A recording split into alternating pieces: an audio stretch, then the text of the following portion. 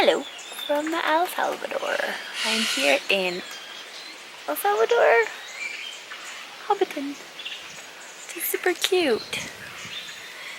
We have been here now for 2 weeks and we are leaving tomorrow. It's been a crazy week. It's been very busy. A lot of family stuff, which is nice. Hopefully nobody is asleep in there because that's actually a hotel room. Let me fix my hair. So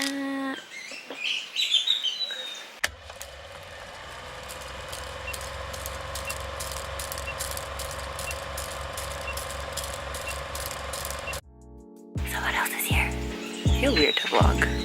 It's a very unnatural thing. And also I look in the wrong place all the time. On Saturday we went to Punta Roca in La Libertad, which is the beach in El Salvador. La Libertad is the area, and there's the beach itself is called Punta Roca. There's other beaches, for example, called El Tunco, which are very popular for tourists for surfing. My cousin is a graphic designer and has a contract with a hotel who are opening a new restaurant to design their menu.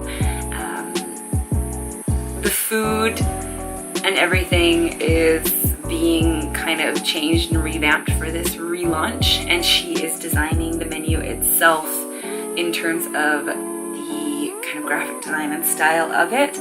So we went to check out the restaurant, which is under construction right now, but they have a patio with a pool that is still open, and we had some really delicious lunch, hung out again with all of the sisters and my cousin, and we swam at the pool and tanned and walked down to the beach to throw ourselves into the water.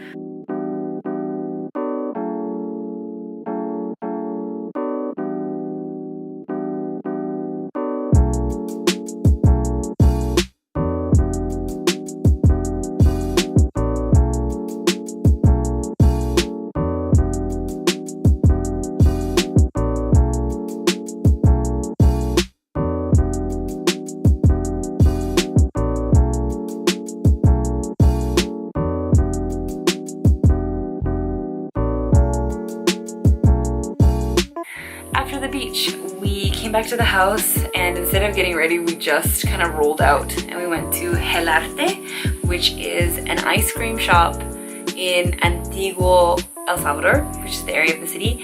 And I had just begged my cousin to go here. I'm obsessed with all things ice cream, and she was nice enough to take me. So we went.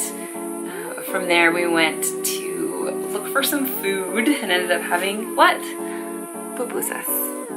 Because why else would you eat anything else here? This morning we woke up bright and early to have a fresh up, wash the beach off, and head up to El Boquerón. We went to the volcano, and as you drive up, it's kind of cool and fresh, and it's the early morning, and you see people getting their street carts out for food, and the stores opening, and the city is kind of waking up.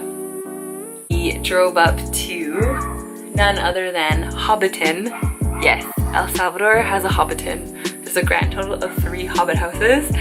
There are goats, there are some bunnies, and some ducks.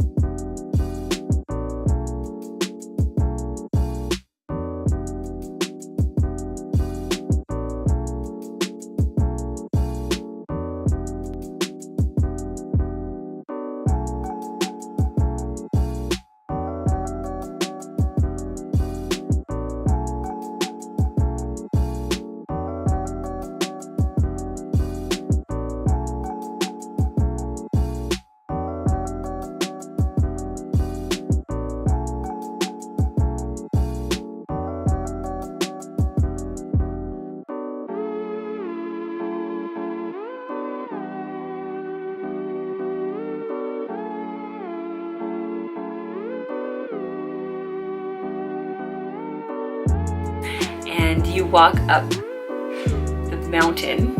Well, you don't hike up the mountain, but there's stairs. You walk up from the little HOBBITON city to a restaurant, and everything's decorated for Christmas right now.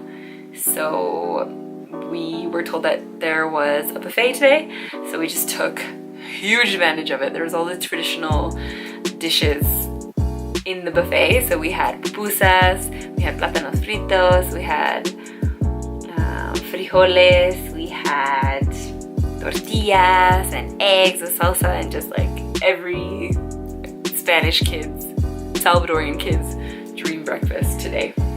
With, of course, a bunch of coffee as per usual.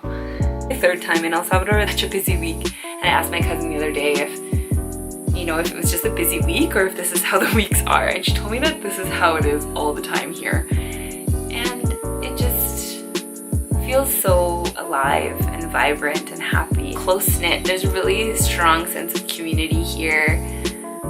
The people go out of their way to kind of help you. I have loved speaking Spanish for the past 2 weeks. Speaking English now, this is the most English that I have spoken in the past 2 weeks. I had never felt more confident and secure about going away and leaving Canada for a short time to see what the rest of the world has to offer me. Taking into consideration the things that I like about countries that I visit, and kind of putting together this plan and this idea and this puzzle of the way that I want my life to look. Make the calls, go see your cousins, call your aunt.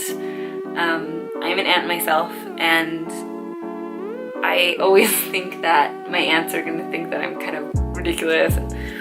I don't want to tell them some things about my life because I feel like it's a different culture, and I'm kind of nervous about what they'll think about the things that I'm doing.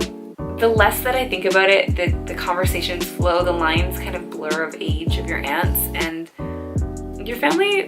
If you're lucky enough to have a big family that loves you, go for it. Call them. If you've never met them before, book a flight and come and see them like I did 4 years ago, and then come back again and catch up and stay connected to the country that your parents came from, and take into consideration what they did for you. If you are a first generation Canadian kid, think about what they left behind, and think about the life that you have now compared to the life that they had when they were your age. And go to your country. Go check it out. Go meet your family that still live there. Learn about the country and your origin and your roots. Leaving El Salvador, and don't know how this happened.